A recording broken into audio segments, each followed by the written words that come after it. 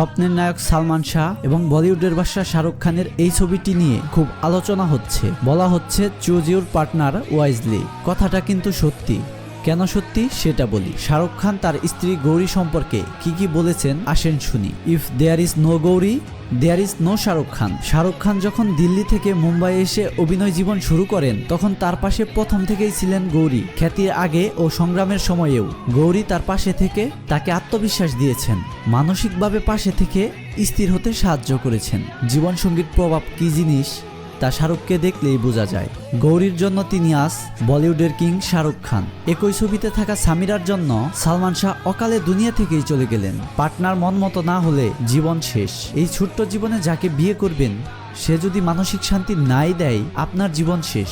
জীবনে অনেক ভুল করতেই পারেন, কিন্তু ভুল কাউকে লাইফে আসতে দিন না। সঠিক মানুষকে আসতে দিলে আপনি পাবেন শাহরুখ খানের জীবন, আর ভুল মানুষ এসে গেলে আপনি পাবেন সালমান শাহর জীবন। তাই সাবধান। জীবনসঙ্গী রূপবতী গুণবতী হওয়ার থেকে বিশ্বস্ত হওয়া বেশি জরুরি। এটাই প্রমাণিত